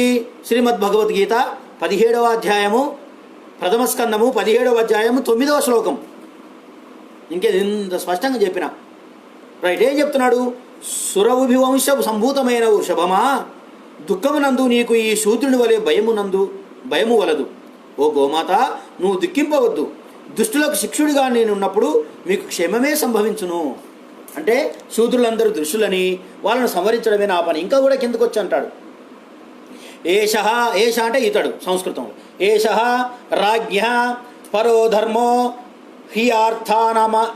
హ్యార్థానామార్తి విగ్రహ అథ ఏనం వదిష్యామి భూతద్రుహమ సత్తమం. ఎందుకంటే ఒక్కొక్క దాన్ని సపరేట్ ఏం చెప్తున్నట్టు మీకు అర్థం కావాలని కట్ చేస్తున్నాం. యాక్చువల్గా అయితే ఏషరాజ్ఞ పరధర్మో హర్యార్థానమార్తి నిగ్రహ అథ ఏనం వదిష్యామి భూతద్రుహమ సత్తమం అట్లా చదవచ్చు. అయితే ఏం చెప్తున్నాడు? దుఃఖితులైన వారి దుఃఖమును పరిహరించుటకు రాజులకు శ్రేష్టమైన ధర్మము.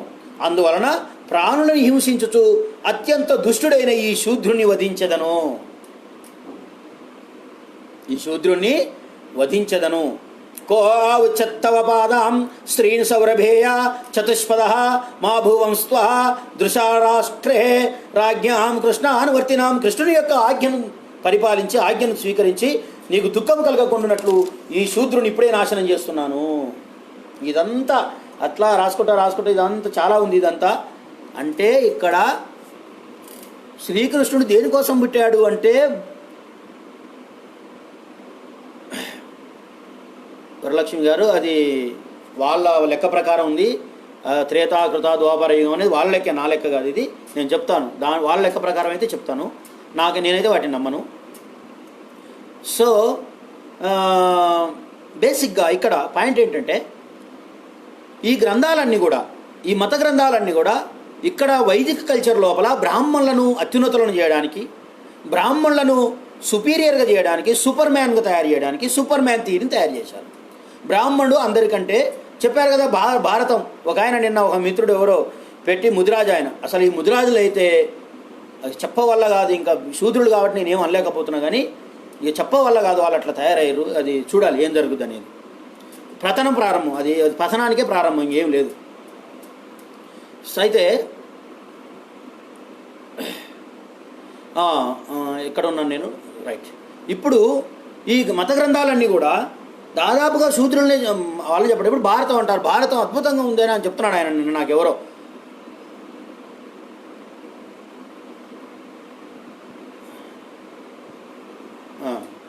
సరే లాస్ట్కి చెప్తా.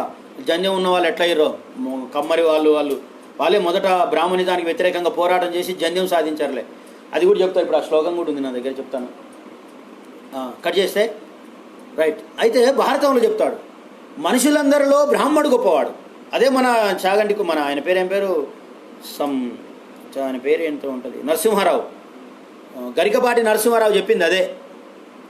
ఏం చెప్పాడంటే, మనుషుల్లో బ్రాహ్మణుడు శ్రేష్టమైన వాడు. ఒకరోజు చెప్తున్నాడు కదా ఆయన, మనుషుల్లో బ్రాహ్మణుడు శ్రేష్టమైన వాడు, జంతువుల్లో సింహం శ్రేష్టమైంది, పాముల్లో నాగుపాము శ్రేష్టమైందని చెప్తాడు. సర్పాలన్నింటిలోకెల్లా నాగుపాము, మనుషుల్లోకెల్లా బ్రాహ్మణుడు, జంతువులన్నింటిలోకెల్లా సింహము. అందుకే సింహరాజు అన్నారు, వనరాజు, అడవిరాజు, సింహం గొప్పవాడు అని చెప్పి. భారతం ఇంత గొప్ప సిద్ధాంతాన్ని ప్రతిపాదించి నీ ముందు పెడితే అంటే నీకంటే బ్రాహ్మణుడు శ్రేష్టమైందని భారతం చాలా స్పష్టంగా చెప్తుంది. నువ్వు ఎట్లా నమ్ముతున్నావు దాన్ని? నేను దాన్ని పాడేయమంటలే, అది మార్చవని ఎందుకు అడగట్లే అసలు కనీసం. ఈ సోకాళ్ళు ముదిరాజులు ఇక్కడ చేరిన వాళ్ళంతా కూడా ఎందుకు మాట్లాడారు మీరు? అసలు ముదిరాజుల గురించి ఈ శాస్త్ర పురాణాలు ఏమని చెప్తే ఉరేసుకుంటారు మీరు. వాళ్ళే ఎక్కువ ఈ మధ్య అటాక్ చేస్తూ ఉన్నారు. నేను ఎందుకంటున్నానంటే కులాన్ని మొత్తం అన్నట్లు అటాక్ చేసే వాళ్ళను, ఆ మత పిచ్చితో మాట్లాడుతున్న వాళ్ళని గురించి మాత్రమే నేను మాట్లాడుతున్నాను. సో కరెక్టే అశోక్ కుమార్, అది కరెక్టే అండి మీరు చెప్పింది. అట్లా ఒక కులాన్ని ఒక వర్ణాన్ని మాత్రమే సుప్రీం చేయడానికి సూపర్ మ్యాన్ థియరీ. వాళ్ళు సూపర్ మ్యాన్. ఈ మనుషులందరూ పనికిరాని వాళ్ళు, మిగతా వర్గాలన్నీ. వాడు ఒక్కడే సూపర్ మ్యాన్. వీళ్ళందరికంటే జ్ఞానం గలవాడు, మైండ్ గలవాడు, శ్రేష్టమైన వాడు, మంచి విధానం గలవాడు, మంచి జీవితం గలవాడు. ఏ కాలు మొక్కొచ్చు, దేవుడే ఈక్వల్ టు గాడ్. సమస్త లోకం దైవాధీనం, దైవాధీనంతు మంత్రాధీనం, తన్మంత్రం బ్రాహ్మణాధీనం, బ్రాహ్మణో మమ దేవత. సమస్త లోకం దైవాధీనం, లోకం మొత్తం దేవుని కింద ఉంది. దైవాధీనంతు మంత్రాధీనం, దేవుడు మంత్రం కింద ఉన్నాడు. తన్మంత్రం బ్రాహ్మణాధీనం, ఆ మంత్రం బ్రాహ్మణుడి కింద ఉంది. బ్రాహ్మణో మమ దేవత, బ్రాహ్మణులమైన మేమే భూదేవతలము. భూమి మీద మేమే దేవుడు. భూమి మీద కాదు, అసలు దేవుళ్ళమే మేము. చూడండి, మొత్తం లోకమంతా దేవుని కింద ఉంది. దేవుడు మంత్రం కింద ఉన్నాడు. తన్మంత్రం బ్రాహ్మణాధీనం, ఆ మంత్రం బ్రాహ్మణుని ఆధీనంలో ఉంది. కనుక బ్రాహ్మణుడే దేవుడు. ఎవరు నేను బ్రాహ్మణ వ్యక్తులను తిట్టట్లేదు, థీరీని మాట్లాడుతున్నాను. తిట్టట్లేదు, దాన్ని ఖండిస్తున్నాను. ఖచ్చితంగా ఖండించి తీరుతాం. ఎందుకు తీరుతాం? నేను బ్రాహ్మణ వ్యక్తులను తిట్టట్లేదు. బ్రాహ్మణులను నాకు చాలామంది ఫ్రెండ్స్ ఉన్నారు, అది గుర్తించాలి. నేను అంటే పెద్ద పోయేది కూడా ఏం లేదు నాకు, కానీ అది కాదు నా ఫిలాసఫీ అని చెప్తున్నా. భక్త సమూహాన్ని తిట్టడం నా ప్లాన్ కాదు. ఈ గ్రంథాల యొక్క పుట్టుకే అందుకు వచ్చింది. చదివే వాళ్ళకు వచ్చు, రాసిందే వాళ్ళు. కనుక ఇంకా వాల్మీకి శూద్రుడు అని లేకపోతే దళితుడు అని అంటారు. చూపిస్తా, అసలు ఉందా ఇప్పుడు కాదులే, కానీ టైం లేదు, కానీ అది కూడా ఒకసారి పెడదాం. నిజంగా డిబేట్కి రమ్మానండి. ఎక్కడన్నా రామాయణంలో అతను శూద్రుడు అని రాసిందేమో, అతి శూద్రుడు అని రాసిందేమో. ఇవన్నీ పిచ్చి పిచ్చి మాటలని మన వాళ్ళతోటే కొంతమందిని చేరదీసి వాళ్ళకి డబ్బులు ఇచ్చి పెంచి పోషించి వాళ్ళకి ఈ దేశం బాగుపడడం ఇష్టం లేదు. వాళ్ళు ఈ దేశము సుభిక్షంగా ఉండడం ఇష్టం లేదు. కొంతమంది ఇట్లే చావాలి, కొంతమంది ఇట్లే బాధలు కావాలి, కొంతమందికి ఇట్లే కులపీడితులు కావాలి, కొంతమంది ఇట్లే సర్వనాశనం అయిపోవాలి. ఈ అంటరానితనంతో, లేకపోతే ఈ ఏమంటారు వీటిని మూఢ విశ్వాసాలతోటి, వీటితో నాశనం అయిపోవాలి వాళ్ళు. ఒకటి మాత్రం మంచిగానే ఉంటారు, వాళ్ళకి ఏది ఉండదు. అసలు వాళ్ళైతే ఇవేవి నమ్మరు నాకు తెలిసి. ఏదో ఊరికి ఇట్లా చేసుకుంటూ పోతుంటారు అంతే. మతం ముసుగులో ఒక వర్గాన్ని ఒక వర్ణాన్ని మాత్రమే చేయడానికే ఇదంతా సృష్టిస్తున్నారనేది నేను గుర్తుపెట్టుకోండి మీరు. కాబట్టే ఈ గ్రంథాలన్నీ అక్కడైతే భగవద్గీత బైబిల్ అయితే యూదా గోత్రాన్ని, ఇక్కడైతే ఈ బ్రాహ్మణ వర్గాన్ని పెంచి పోషించి వాళ్ళను ఉన్నతమైన స్థానంలో నిలబెట్టడానికి రాసిందే సూపర్ మ్యాన్ థియరీ. ఈ సూపర్ మ్యాన్ థియరీనే మనకు మనధర్మశాస్త్రం ఎక్స్టెండ్ చేసింది. మనుతోటి కులం స్టార్ట్ కాల. Manu is not the creator of the caste. అతడు కులాన్ని సృష్టించలే, అతడు కులాన్ని ఎక్స్టెండ్ చేశాడు, కోడిఫై చేశాడు. Manu codified the caste system, extend చేశాడు దాన్ని సమాజం మీదకి. కొత్త కులాలను కూడా సృష్టించాడు ఆయన అయితే. ఓకే, ఇంకా కఠినమైన నిర్బంధాలను పెట్టాడు, అట్లా చెప్పాలి. కానీ Manu is not the creator of the caste system. ఈ వర్ణ సిస్టమ్ నుంచి క్యాస్ట్ సిస్టమ్ వచ్చింది.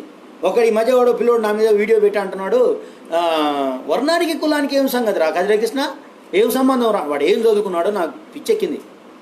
అరే బాబు, వర్ణ సిస్టమే అమలాడు జైభీమ్ అంటాడు, అంబేద్కర్ అంటాడు. వర్ణ సిస్టమ్ స్ప్లిట్ అవ్వడం వల్లనే క్యాస్ట్ సిస్టమ్ వచ్చిందని అంబేద్కర్ గారు చెప్పారు, నేను చెప్పలా. కాబట్టి వర్ణ ఎక్స్ప్లాయిట్ అవ్వడం వల్ల, లేదా వర్ణం అనేటటువంటిది స్ప్లిట్ అవ్వడం వల్ల, ఒక బాంబులాగా పేలడానికి కారణాలు ఉన్నాయి. నేను అదంతా వివరంగా చెప్తా.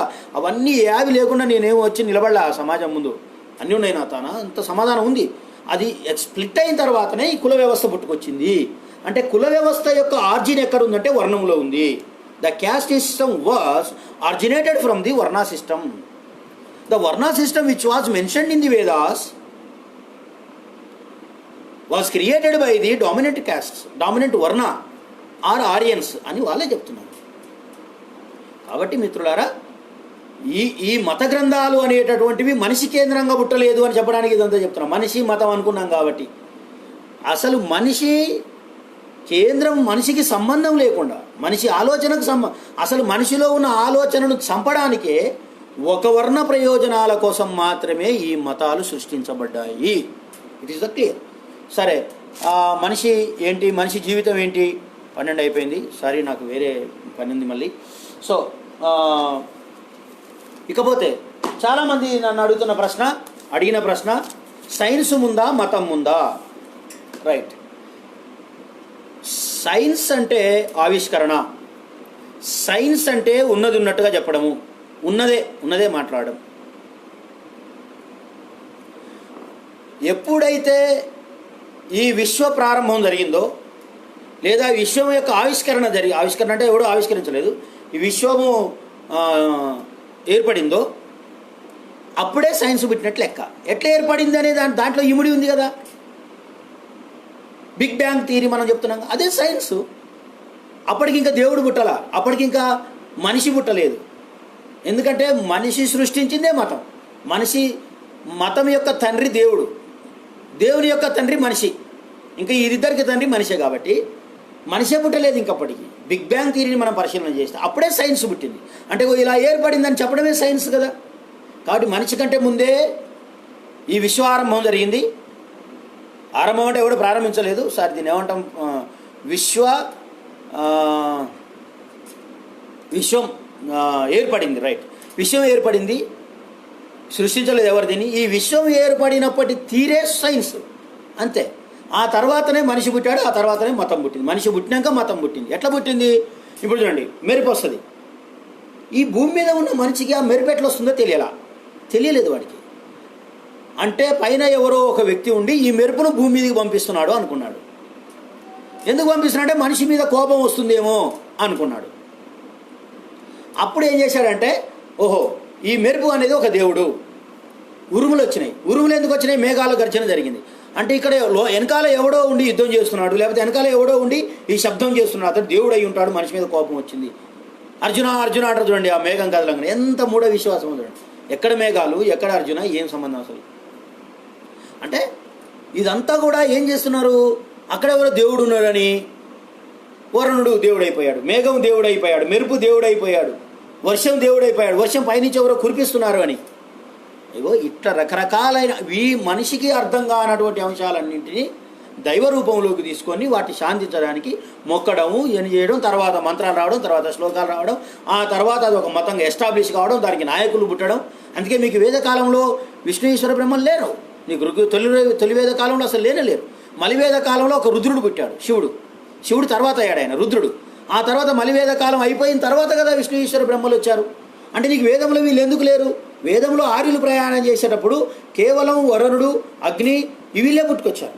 ఆ తెగకు గొప్పవాడైనటువంటి వాడిని ఒక ఇంద్రుడి పదవి సృష్టించి ఆ ఇంద్ర పదవిలో వీళ్ళని పెట్టారు, అతను ఇంద్రుడు అన్నారు. సో ఇది వ్యవహారం.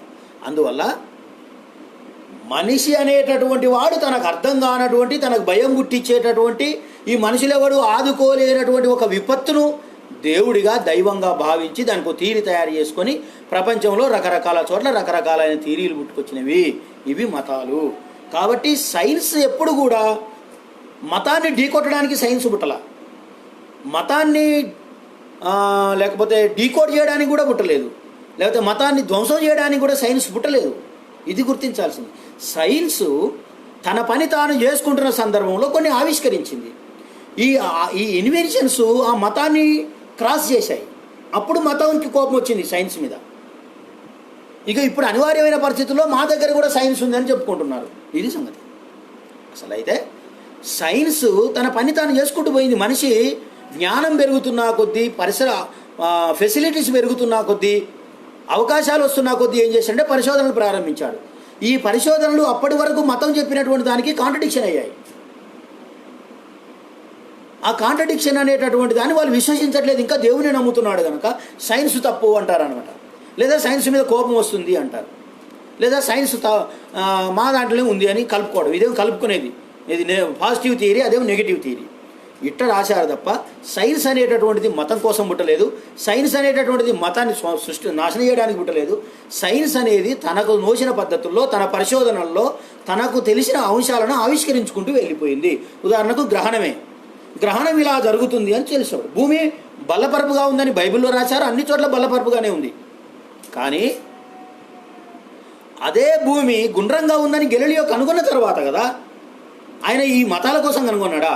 ఆయన పరిశోధనలో భాగంగా ఆయన డౌట్స్ వచ్చినాయి, ఆయన డౌట్స్ నివృత్తి చేసుకునే భాగంలో టెలిస్కోప్ కనుగొనడం అని చేయడం, తర్వాత భూమి ఇదంతా కనిపెట్టాడు. ఆయనే కాదు, ఇంకా మిగతా ఈ శాస్త్రవేత్తలంతా కూడా.